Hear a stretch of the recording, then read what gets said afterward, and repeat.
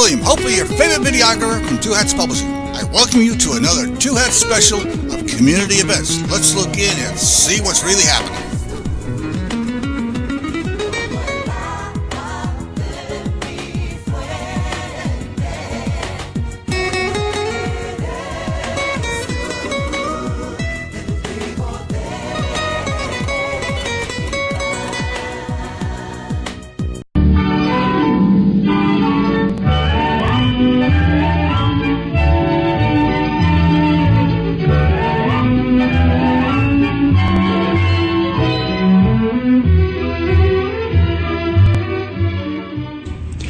Good afternoon and welcome to Lambda Weekly. I'm Dave Taffet here in the studio with Lerone Landis, and the late Patti Fink will be here in 2 weeks because she's running extremely late. That's very late. Yeah, it's very, very late.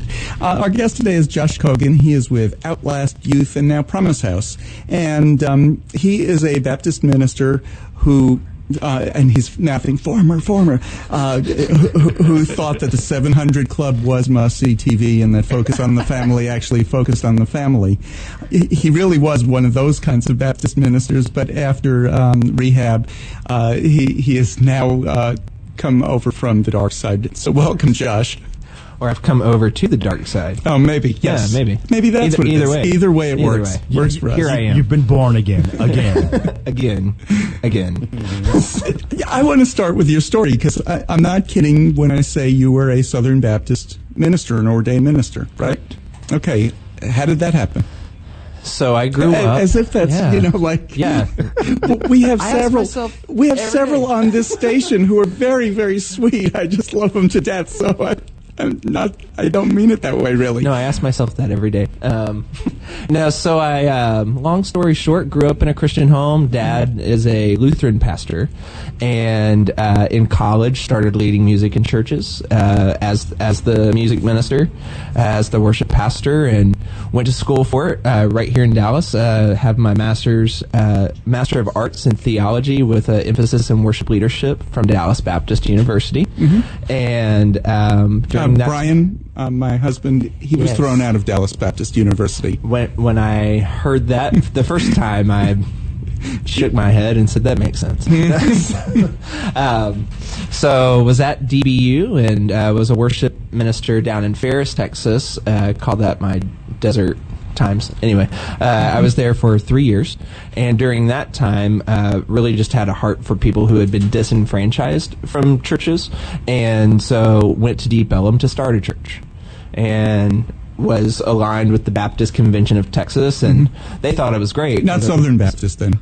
Baptist Convention of Texas. Yes, BGCT. Which is different. They're still Southern Baptist, and they're actually trying to reconcile with the Southern Baptist Convention and merge back after the split.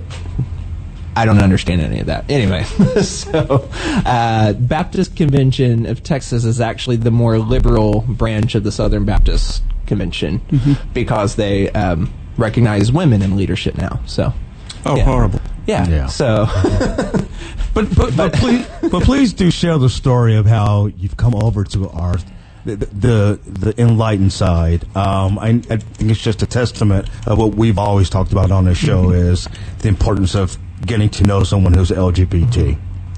Yes. How that can make a difference. So in 2011, it really started there when I moved to the Metroplex. Met my, now call him Big Brother Sid, and he was the first person that I had met upon my arrival to Texas. Knew no one.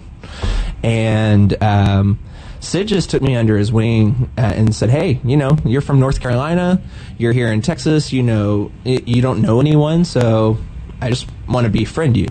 And Sid is a gay man and just took me under his wing, and we had, as I was sharing with you earlier, we had several conversations over the next few years that usually had 2 phone calls.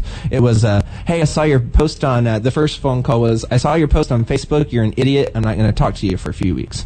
And then a few weeks later, he'd call back, you're still an idiot, but we need to talk about this.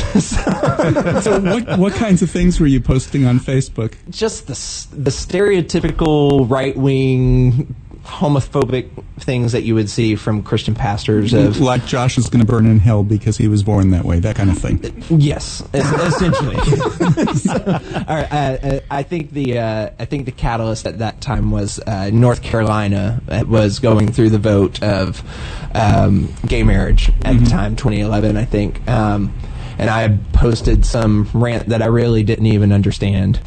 And, which is usually the case. Exactly. Yeah. And that was when Sid just said, I saw a different side of you that I didn't know existed. And then afterwards he said, you're still an idiot, but I still love you, and we're going to hash this out. And that was really the starting process for me. So even though you had these opinions about our community and not so good opinions about our community, so you were still willing to even hang out with a gay man?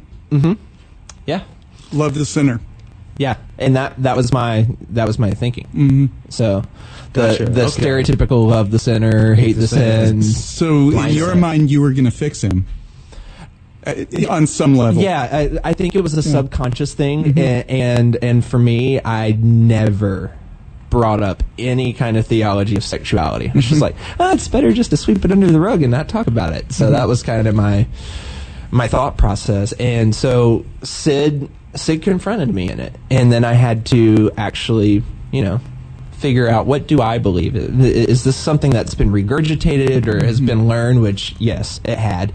Not from my family per se, but from the churches that my dad had served, were the stereotypical backwoods country congregations in North Carolina. And the Lutheran Church can be extremely conservative. Or liberal. Or liberal, yeah. I mean, it really, but there are different branches that some are extremely conservative. You must have come from a more conservative branch. I came from actually the branch in 2009 that voted to start ordaining gay men and women. Oh, so but I saw that kind of split. I remember, because it was 2009. I remember churches leaving, and there was a church just down the road who's the pastor's daughter I had dated in high school, who was saying, "Hey, we just need to take all the gays out back and just shoot them all." And so they left that branch of the Lutheran Church. And so that was happening just down the street. And my dad was going, how do I bring a congregation where I have a guy in my congregation who has that mindset, and I have the grandmother whose grandson just came out and she loves him to death and is affirming and welcoming, and how do I lead a congregation where I have these two different theological beliefs? And I understand that. Josh and I go to a congregation where we were really split in the congregation. There were those who supported Bernie, and then there were those for whom Bernie was just not liberal enough. So Josh and I really do understand this. Yeah, so watching my dad handle that and pull the congregation towards, hey, let's stay a part of the ELCA, and whatever that means for this specific congregation, we're going to pursue that.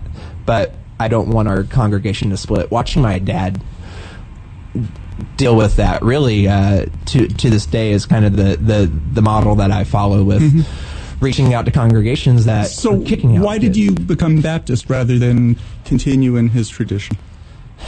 It was a music thing for me. That's really about the only thing that the Baptists do well, in my opinion, but I thought that they did music well. So as a drummer who was a singer-songwriter who did the whole rock thing for a while, it was basically like a rock show on Sunday mornings. So, and I was attracted to that. So, and that kind of explains why you decided to start a church in Deep Ellum. Yeah, exactly. Good environment for the type of church you wanted to start. Yeah. And so I started playing gigs, pulled out the drums again, and started playing gigs from 10 p.m. to 2 a.m. and getting to know the musician community in Deep Ellum. So, and from there you, I don't know if they reached out to you or you reached out to them. United Black. Yeah, so I was what's the terminology is bivocational. So I was working as manager in a cafe to actually make my living while planting this church in Deep Ellum. And one of my employees was actively went to United Black Element, which was at that time in Deep Ellum, and he said, "Hey, why don't you come hang out with me on a Wednesday night?" And my philosophy was, when someone asks you to hang out, you go, because you really need to understand the community that you're starting a church in. Don't just come in and say, "Hey, come to this church." No, get to know the community. So I went, and at that time I was really wrestling with this sense of being a welcoming church, because I, as a pastor at that time, was not being welcomed by some of my own colleagues for having theological discussions in bars, because, ooh, there's booze. And that was already a big no-no for many Baptists. And again, I can relate. Our synagogue meets at North Haven United Methodist Church, and when we first moved in, there was a question, the church itself is dry. But we use wine for the kiddush during the service. And they said, "Oh, well, that's sacramental wine. That's okay." Well, there was another service, and we wanted to serve something else. So I asked, "Is it okay if we serve sacramental martinis?" And that wasn't approved. Oh no! So that got shot down. So I relate. Yeah, absolutely. I do relate. Yeah. We have such a similar background. Yeah, absolutely. You just never know. And I was also the pastor who had tattoos. So, so went to United Black Element. And we're watching Empire, the season premiere, and I don't know what season, don't ask me. And we were eating spaghetti, we later ate ice cream, and I'm just staring at the wall that had their big banner. And at this time, they were only reaching out to 18 to 25-year-olds. But I'm reading the mission statement, and it said, "We exist to reach same-gender-loving black men ages 18 to 25. And I'm going, oh, hell. I'm white, I'm straight, I'm 27. I don't fit anything on that banner, yet I feel welcomed. I feel genuinely loved. And so the program director, Jelinski, and I, at the time, started talking and I said, Jelinski, United Black Element is, I believe, the definition of a church. And many churches are not the definition of a welcoming church. And so let's start a discussion group and address that, and address that tension between the church at large, Christian church at large, and the LGBT community at large. And it was there that night when I kind of shared my story, just briefly, because I wanted to get into the meat of the dialogue. But I said, why are you here? This is why I'm here. I used to be on the other side. I used to be on the hating side. And so I know firsthand, from my own life, from my own hands, the hatred and that's been caused to your community, and I apologize for that. So why are y'all here? And there were 7 or 8 individuals that night, either publicly or privately, just one-on-one afterwards, that shared that they grew up in Christian homes and had been kicked out and experienced homelessness due to being gay, transgender, lesbian, and it wrecked me. And I started asking the question, well, is this a Dallas issue? And so I Googled it and saw that 40% of homeless youth nationally identify as LGBT. And at the time, it wasn't being addressed locally. And so here we are. And so you're addressing. That's some change to happen just from one discussion, and it was multiple discussions that night, but from one evening of discussions. They must have had some powerful stories. They did, and I really, and that's why I shared the story of Sid, the first person that I met in Dallas, because had it not been for Sid, I probably wouldn't have been open and receptive to even going over there. Well, yeah, we probably wouldn't have even had the discussion group in the first place. So I hold to the belief that everything happens for a reason. So Sid coming into my life led me to United Black Element, which led me to, homeless LGBT youth is an issue that I want to address. That's my passion. So, and I want to just tell a little. I want to brag on you a little bit. You came to the mayor's task force, LGBT task force, several years after it was already in existence, and started talking about some of these issues. Then one day, Lerone, he came in and he had a little slideshow for us. It took an hour. And this was like between his first meeting and second meeting, what he had done to address it. This was amazing. We have a couple of minutes, and I want to leave plenty of time for this because it took an hour. Wow. And we're all just sitting there. What happened? He did what?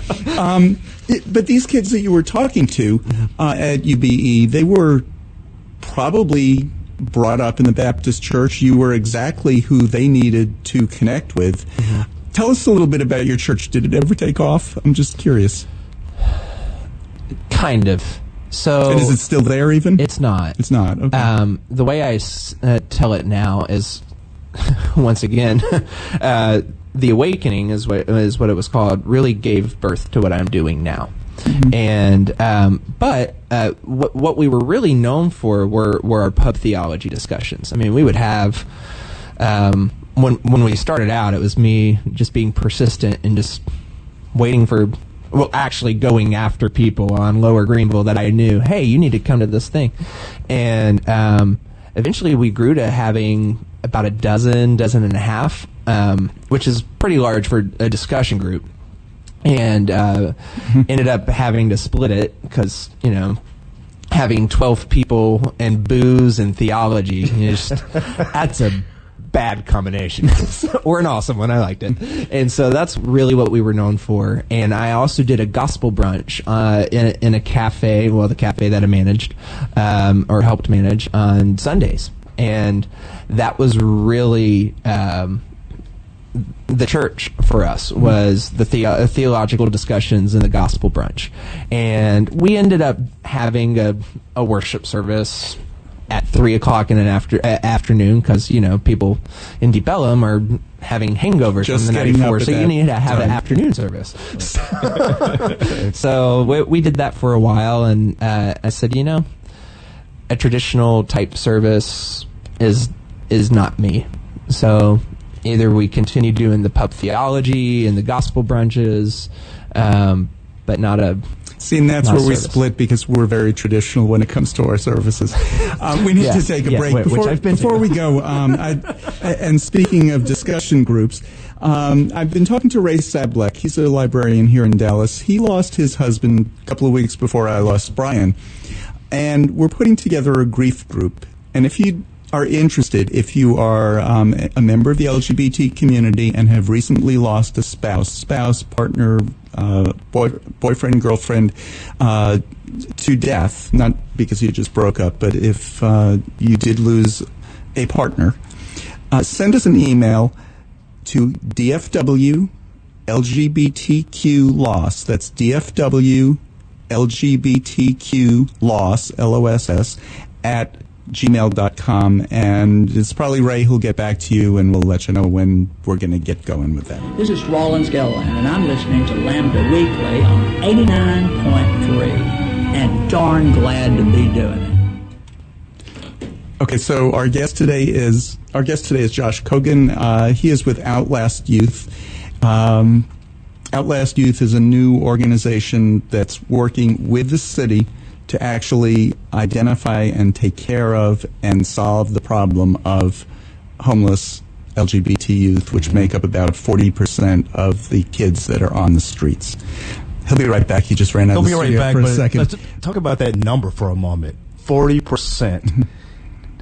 Think of that for the people who are listening. What's the percentage that LGBT teens make up, period? It's 1 to 5%?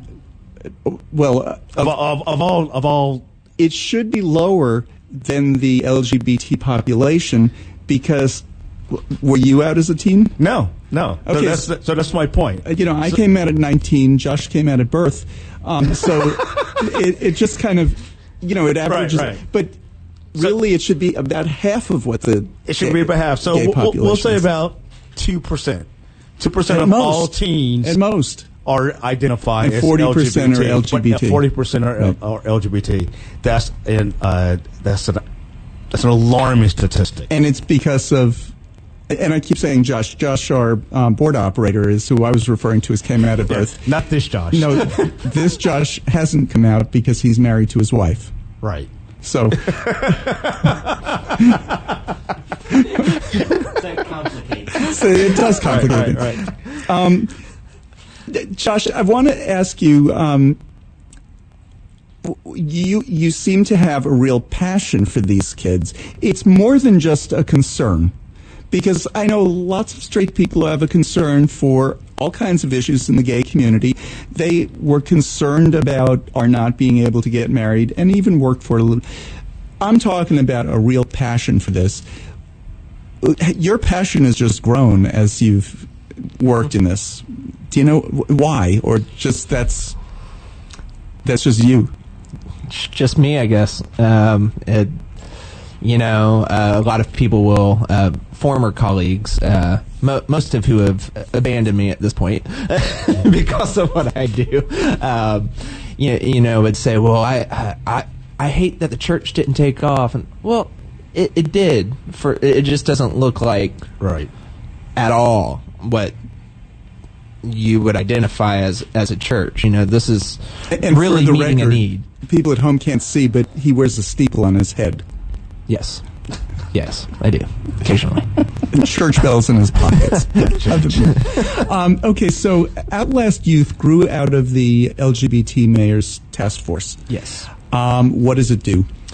So we are the indirect care component. So we don't do the direct care. We're focused on awareness. So general public just doesn't know that this is an issue. I mean, there's so many times when I come across someone and start talking about it, and they're like, I didn't know. So awareness.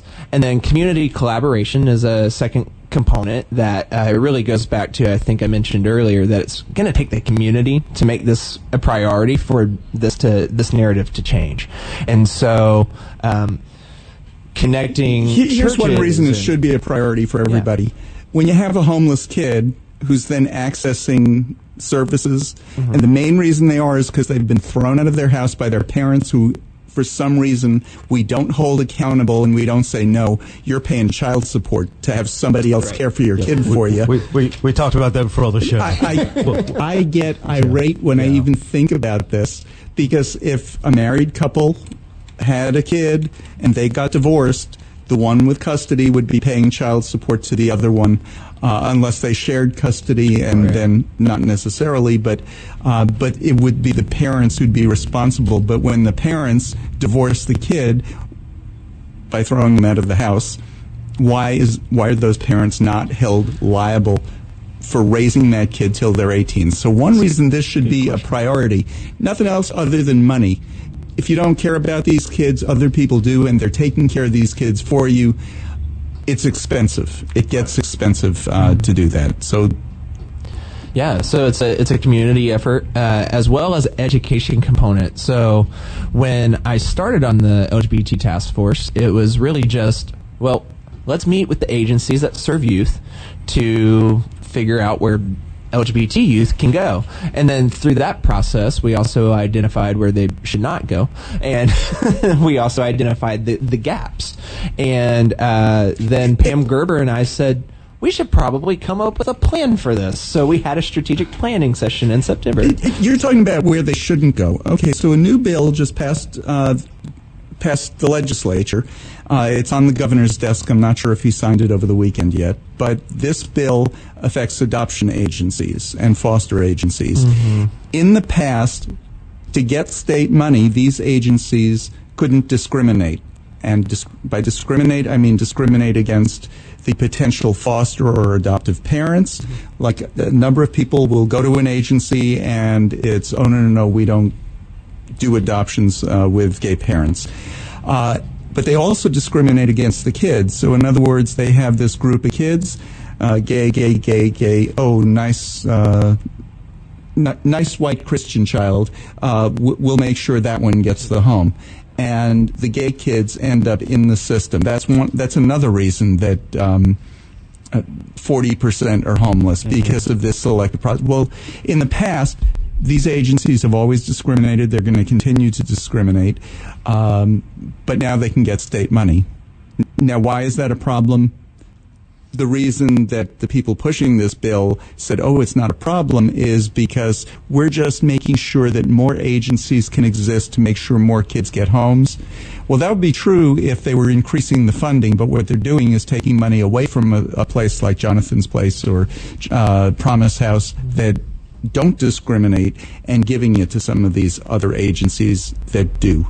Yeah. So, when we're talking about places to stay away from, the places that you want to go to are going to have less money to work with now. But there's some other practical reasons for places for these teens to stay away from. What are some of those? So, some of the places, just when you read there's a report put out by the Williams Institute that talks about provider prejudice, and so taking CPS out of it, just agencies that are supposed to serve youth experiencing homelessness have, it might be the board, it might be the executive director, it might be the direct care workers, it could be all of them. And if they are teens, they're not going into adult places. Yes, and so that one gap is for 18 to 24-year-olds, they can go to what's called a transitional living program, TLP, in which Promise House has one specifically for LGBT youth. But that process to get into that program could take a couple weeks. And so where does the kid go in the meantime? Well, the system as it is right now is, well, they can go to the Bridge, they can go to Dallas Life, they can go to these adult shelters, but I have had kids tell me point blank, I would rather take my chances on the street than go to an adult shelter. So once again, I asked, why? And the why is simple. They just don't feel safe being with adults who we know in the conversation of homelessness here in Dallas. There's a lot of layers to homelessness, but one of them is mental health. Mm-hmm. And so you put a mentally ill, homeless 55-year-old and an 18-year-old kid who's just been kicked out of their home together. That's just It's a recipe for disaster. Exactly. It is. Mm-hmm. So we need that emergency shelter, some kind of component to where the kids can go and stay for 2 weeks while they wait to be admitted into Promise House TLP or another TLP where they can stay for 18 months and gain those life skills. Right, so. And have programs that have those life skill classes. Another thing is, and this is where we're not even thinking of the consequences. It's one thing we're thinking about, oh my God, this poor kid is just suddenly thrown out on the street. Well, thrown out on the street and then given a dangerous place to live, that the kid wasn't even thinking of before. Yeah. All he's thinking is, I just lost my family. Well, you lost your family and you're going to a place where chances are you're going to be beaten up, robbed, Lord knows what else. Yeah, whatever. Yeah. Can you talk a little bit about the efforts for these agencies to actually seek out these teens, the LGBT teens who are homeless? Because, of course, we've got the education component and letting everyone know about these programs, but some of these teens don't even know about them. So when they're thrown out on the street, literally, sometimes it's just with the clothes on their back. Mm-hmm. They might have a cell phone. They might have a car. Doubt it. They're the lucky ones because they have a place to live. Yeah. So it's like, okay, they have no idea about these places that exist that could help them. So are there some efforts to actually go out and find these kids? Yeah, so City House, which I basically call the Collin County Promise House.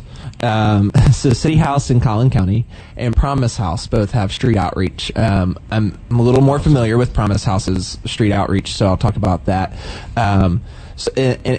It's going to the neighborhoods where anecdotally they know the kids are hanging out, like West End, at Deep Ellum, Cedar Springs Strip, libraries. So they're going to these places, and the volunteers are trained on how to identify a youth experiencing homelessness and how to help them. So that is going on. It's small scale right now due to funding. But this year, through Metro Dallas Homeless Alliance's, MDHA's youth committee, I will be co-chairing the youth count. And one thing we would like to do is to find volunteers who this becomes passion for them to then expand those hours and fill in those gaps. And because with the youth count, one thing we're going to do, we're going to emulate Houston's Youth Count 2.0. And like we've done in the last 2 years, we'll have what's called a kickback party where the kids can come and get food and have a party and all that, and all the agencies that serve youth will be in attendance to help the youth. But this year, which will be different, emulating Houston, there will be a street outreach component. And so if David's on a team, David goes to the same location for the 3 to 5 days leading up to the event at the same time, and because it's patterns based. So day 2, he might say, you know what, I saw that kid yesterday, same time, same location, same clothing. I'm gonna talk to this kid and see if they need help. And so hopefully that will be a catalyst to expand that street outreach. Awesome. But how do you count the kids that actually are homeless but are couch surfing? Because youth homelessness in many cases looks different than adult homelessness. Yes. A lot of them are just couch surfing. You have to be creative. True Colors Fund out of LA, which is the national organization to focus on LGBT youth homelessness, and the Youth Count 2.0 in Houston, recognized, hey, we're in a social media age, and hey, approximately 80% of youth experiencing homelessness have access to a smartphone. Let's use that through apps, through social media. I've been told by youth who have experienced homelessness that there's certain hashtags that they use on Snapchat and Instagram and Craigslist, and there's ways to find a couch to surf on for the night, or from couch to couch. And so finding those youth who know that, and I don't need to know the hashtag, but having a youth who does know the hashtag that can use that and say, come to this kickback party, or here's some resources available, or whatever. That's how it's worked with True Colors Fund and Youth Count. Because one of the problems that couch surfing kids have is, while they're grateful for the couch to have, they're in a safe house. They have a place that's warm to sleep or air conditioned to sleep. They're savvy, and they know they don't want to put too big a burden on the people who are putting them up. So if they impose themselves less, they might get an extra night or an extra week or an extra month at that house. Yeah, and even tacking onto that, they may not identify as homeless. I mean, if they have a roof over their head, or they have a car, or if they're not just out on the street under an overpass, they may not identify as homeless. So how do you reach out to a kid and say, hey, I can help you, who doesn't even acknowledge they need help? I had a cousin who lived in Richardson in the 80s, and 80s into early 90s, and they took in one of their kids' friends. The parents, I forgot what happened to the father, but the mother played cards for a living, and she decided she wanted to go to Las Vegas where she could make more money, and left their kid. Oh, God. My cousin took him in, and this was arranged sort of with the parents, sort of. But for them it was, tell us what we need to do to dump our kid on you, because, the life we're having, no room for the kid. She did not consider herself homeless at all, because she had her own bed, and my cousins were not throwing her out. She wasn't month to month anymore. But she was homeless. I mean, her family just dumped her. Absolutely. Yeah. One of the things I like about, and you've mentioned this age bracket repeatedly, is 18 to 24. I think that's awesome that you all have not just totally okay, at 18, you're an adult. See you later. See you later. And I know a lot of people don't realize that. Yeah, 18 legally you're an adult, but you're still trying to find your way in life. If you're not in college, you're probably getting your first job. More than likely, you're probably still living at home. And that's one of the layers of youth homelessness is aging out of foster care. I mean, going back to foster care. So, oh, you're 18. Happy birthday. Yes. you're out. See you later. Yeah, literally. And I mean, I've heard stories from people who have been in this field for much longer than I have that there've been kids dropped off at their facilities on their 18th birthday, saying, "Wow, here you go, your problem now." So that's one of the layers of homelessness. One of our issues in America. So I've been reading a study that was a joint effort between Canada and the U.S. And when I read the first two paragraphs, it told me basically everything I needed to know. It said with Canada, it was something like, Canada has identified that 25% of the population or youth population are experiencing homelessness.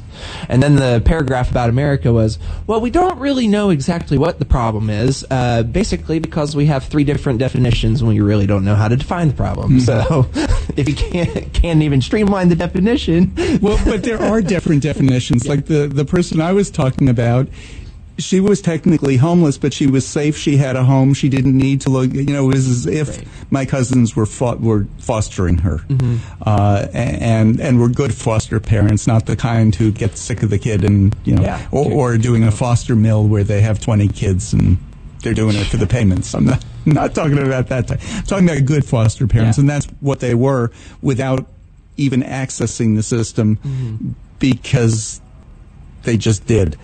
Well, even the definition's not. I mean, the age bracket, isn't consistent. I mean, it's right. But like it's okay that there are different definitions of homelessness. There are kids who are out on the street. There are kids who some nights are. There are kids in their cars. There are just all kinds of different definitions, and finding these kids that's monumental. Yeah, and really.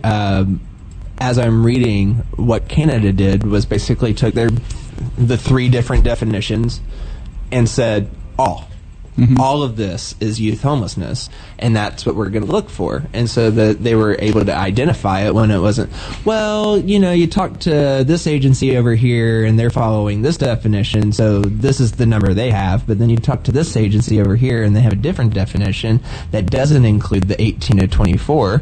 And so it's a different number, and then if you streamline them, we need to take a break. Here's the number that pisses me off. We have 70,000 kids in this state at any one time who are looking for a home that are in the foster system at any one time, meaning every time they place 10, there's another 15 that are right behind them coming into the system.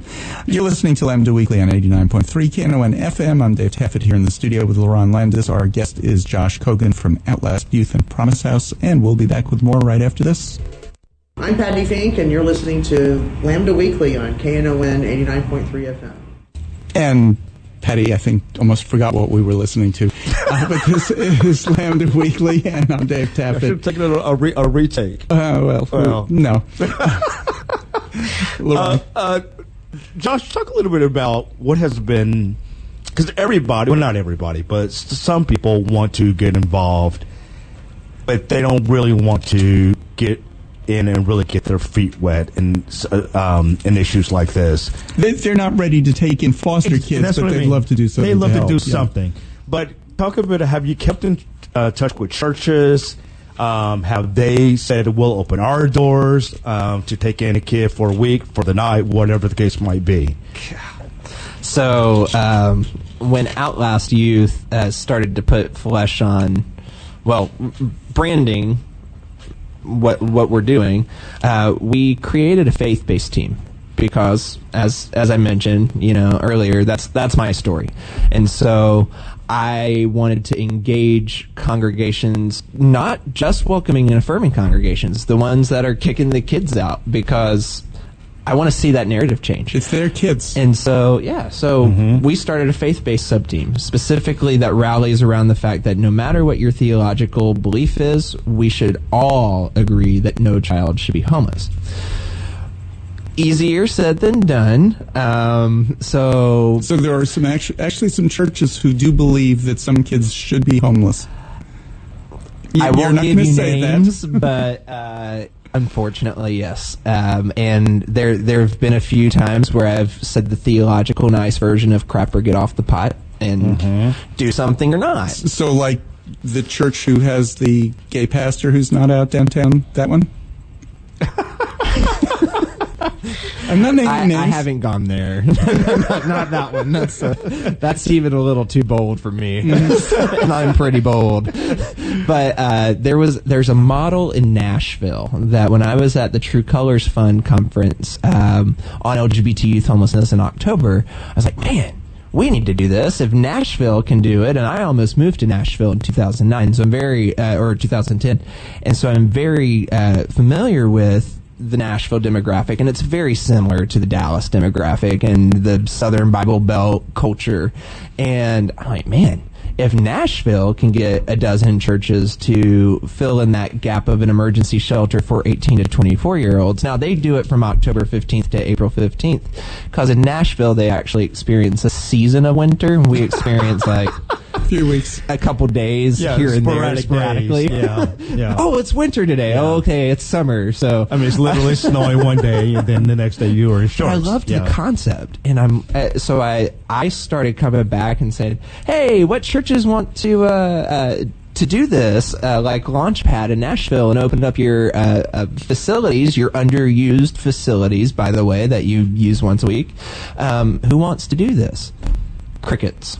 No response until the day where we actually experienced winter, and it was 19 degrees and it's snowing for like an hour or two outside. I basically just did a Facebook shaming post and said, okay, look outside.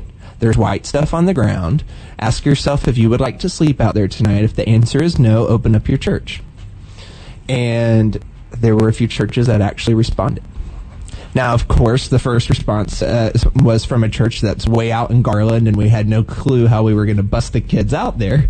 So there was that issue. But but then the kids if this is being done on a widespread basis, there are homeless kids in Garland too. Yeah, of course, exactly. So, and the two kids that I knew at that particular moment that needed a place to go said, I don't know. I don't know them. So I was encouraging churches to, hey, just do this every night, pop up every night, and when the kid believes they can trust you, they're going to come. So what would a church actually need? Church buildings don't have beds. No. You know, some churches in Nashville let them sleep in a pew. Some members donate cots. Some donate sleeping bags. It really kind of becomes a community effort, because you might have, and what I've seen in my experience, it's usually the smaller congregations that really have big hearts but not a lot of resources that say, we'll open up our space, but we don't have the volunteers and we don't have a way to give sleeping bags. But then you can maybe find another congregation that says, well, we don't want to open up our space, but we can donate sleeping bags. So, and then it can become a community effort. And they'd also need to have a staff person in the building. They would need a staff person. You would need volunteers. Because you wouldn't want to leave these kids just unattended No. in this building. They wouldn't know where to go to just, well, there's a little bit of food in the refrigerator. Can I take it? Can I? You have to have somebody there. Right. I mean, clearly it's going to take some effort on several different parts. There's the issue. More than just literally opening up the door. Yeah, it's easy. And looking at homelessness on a broad spectrum in Dallas, what I see a lot is it's easier for a congregation just to go throw food at the tent encampment and say, oh, I did my good deed for the week, and just drive off. It's easier to feed those experiencing homelessness rather than give them what they really need, and that's a place to stay. It's a job. One thing that I hit a lot with congregations is you have people in your congregation, especially larger congregations, that are probably hiring managers, or know someone that is a hiring manager, or you might even have somebody in your congregation that is a landlord. And if you really want to help, those are the two areas that these kids need help in. So, and when you're asking a church to open up their doors, at first I'm imagining a flood of kids, and they're going to be. You're really talking about opening your doors for 2 kids, 3, Yeah. You're not asking them. There. You're not asking them to open their doors for 25 kids. Maybe eventually. Yeah. If it became a real, but if you had enough churches each taking in 2 or 3 kids, you're not getting requests for 150 bed spaces generally at once. You're talking, and you might. Yeah. Who knows? But that right now, it really is a few kids at a time. And if you had 5 churches that would each take in 2 or 3 kids, so you'd want a church. It's not that big to prepare, but it sounds, just by asking, like it's a monumental thing. You're asking them, all you really need to do is store a couple of cots. They'll want something to eat before they go to bed. They'll want something to eat in the morning. So it involves having a couple of TV dinners even. Yeah. Because we're talking emergency here. Mm-hmm. Right. We're not talking full-time shelter. Right. So a couple of TV dinners, something to give them for breakfast, some cereals, some a couple of things for breakfast, and then somebody to stay there with them for the night, because we're not asking anybody to just open their building and just give kids free run. Yeah. You do not want them to have free run. No. Right. Yeah, and there's a practice in New York. It's called Trinity Place Shelter, and that would really be the ideal thing. So Trinity Place Shelter was a church. Trinity Church, Trinity Lutheran Church right next door, opened their building for an emergency situation during a blizzard, because, hello, it's New York. And they opened that one night. I believe it was like 20 years ago now, and they haven't closed since. And they're a full-out emergency shelter for youth. And they're a great place for homeless LGBT youth to go in New York. So. A good example here, it's not a shelter, but it's like a day shelter, is First Presbyterian downtown. They bought a building across the street and they started the stew pot. They have all kinds of counseling services. They have, last time I was there, their pastor took me on a tour, and the walls are filled with artwork, and the artwork is sold, and the money that they get helps support the programs and also helps support the people. But it's not just come in and get some food. And you can stay here for the day when it's 100 degrees outside, or you can stay here for the day when it's freezing outside. So day services are needed too. But I mean, that's a wonderful example of a church just opening its doors. Yep. Part of the problem with the new DART line that's going to go through downtown is it would cut this campus right in half. And it's services for some of the people who most need the services of the church right across the street. And I mean, just wonderful people at that church who are helping. Yeah, I love this stuff. We talked about parents earlier and how, David and I have talked about this numerous times. I don't know how they can legally even get away with that. But in your talking with these teens, have any of them reconnected with their parents? Have some of the parents saw, like, oh my God, I can't believe I did this, come back home? I don't know. Don't know. Well, a few weeks ago on our show when Portia was on, that's a good example of somebody who was thrown out and then has since reconciled. Yeah.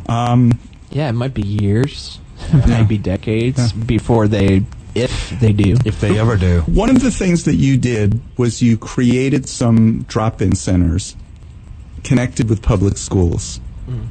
Talk about that. I didn't create them, but saw that that became a goal for us, is to see drop-in centers pop up all over the city, which follows Mark Pierce with the Homeless Education Office's vision. It actually started, a lot of people don't know this, it started as a collaboration between Promise House and DISD's Homeless Education Office, seeing that, hey, we need to help our very own kids right here in DISD that are experiencing homelessness. And so, What are the numbers of DISD kids who are homeless? The latest number that I saw was 3,400 approximately. And yeah, we could probably talk about that for the next hour. But That's awful. so what they want to do is, and hopefully those are the kids that are in school. Oh, I know. How many Right. homeless kids Right. just physically can't get to school? But And these are just to kids who are. compare it, the number was 4,000, and the reason why it dropped is because, or approximately 4,000, is because those are the kids that are no longer enrolled. Right. So where do those kids go? So, I look at both and that 3,400 number needs to be dealt with. But what about the other 6,000 that were enrolled? Or, maybe it's not 6,000, I don't know. But whatever happened to that 4,000 and now it's 3,400, where are those kids? They didn't have a support system, and they to carry on and finish school. So Maybe they asked their parents for money and they bought their own houses. that's an option as well. Maybe that didn't happen. Okay, so these some drop-in centers yeah. were created. So these kids can come in before school once a week. It's been kind of a breakfast, and that's being restructured a little bit. And I can't really talk about the details of that because I don't really know. But the idea was get them in once a week so that they can see, that there's clothes, there's toiletries, there's all these things that they need. There's non-perishable food items that they can take for the weekend because they might get free breakfast and free lunch at the school Monday through Friday. So what do they get Saturday and Sunday? So that was the idea is, bring them in here and let them see what's there, because it goes back to the identifying a homeless issue. And so maybe Joshua and I go in together, and I'm experiencing homelessness, he's not. And so as soon as I ditch Joshua, I come back and I get what I need and stuff it in my backpack, and he's none the wiser. And so hopefully by the fall there will be a drop-in center in every high school. So awesome. That's the hope. That's the conversation that's going on at And the there are DISD so many level. reasons to keep kids in school. Oh, absolutely. The ones who dropped out, what percentage of those are going to end up in prison? And we know that that's expensive, right? That's not a good way. That's not good public policy. The kids that drop out, how many of them are going to end up going to college? And how many of them are going to end up getting whatever job they can just so that they can survive? And what kind of a future is that for those kids? So something as simple as making sure that kids have food over the weekend, making sure that we don't cut school lunch programs, because when kids can eat, they learn better, and when they learn better, they're more likely to succeed in school and then go on to become better citizens. Yeah, there's a lot of layers, and the drop-in center is a component, just like emergency shelters are a component. Transitional living programs are a component. So is awareness and community collaboration and education. But it all because sometimes we get flack for, well, why aren't you doing direct services for the youth? Because they can go to Promise House, they can access these services. There needs to be an advocate in the community. Right. Getting those kids to Promise Yeah. House, why duplicate services? So that the community can know how to help these kids when they run into them. Okay, so we're almost out of time. If somebody wants to volunteer, what are some of the things they can do? Who should they call? Ghostbusters. Or email. That's no. Anyway, so if they want direct care, volunteer opportunities, they should go to promisehouse.org and contact Tiffany Ollie, the volunteer coordinator. If they want to be involved with awareness of the community at large, go to outlastyouth.org. So you really get to choose your own adventure. Do you want direct care, or do you want to help the community know? And if somebody's interested in actually fostering kids, I know they can talk to Jonathan's Place. Promise House can point you in the right direction. Probably. Not me. I don't know. Okay. And there are several others, and the ones I'm recommending are the ones that do not discriminate. Right. That if you're a straight couple, they're happy to talk to you. If you're a gay couple, if you're a single, because this new bill that allows discrimination, they can discriminate based on you've been divorced and you're the wrong religion and you're gay and you're this and there's all kinds of ways that some of these agencies can discriminate. Place like Jonathan's place like Promise House, they don't discriminate. They want good people who want to help. And I would say, too, if someone wants to get involved with the youth count, they can email me directly at josh.cogan, C-O-G-A-N, at promisehouse.org.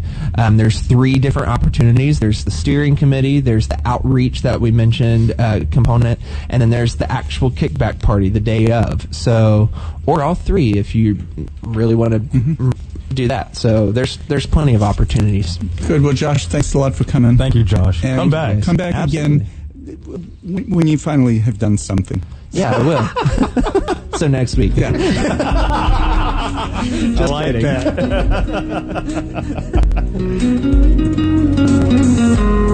This is William, hopefully your favorite videographer from Two Hats Publishing.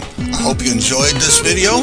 If you like it, please leave comments below or like, follow, or subscribe to us and get notices of all our videos. We love it, even when you call.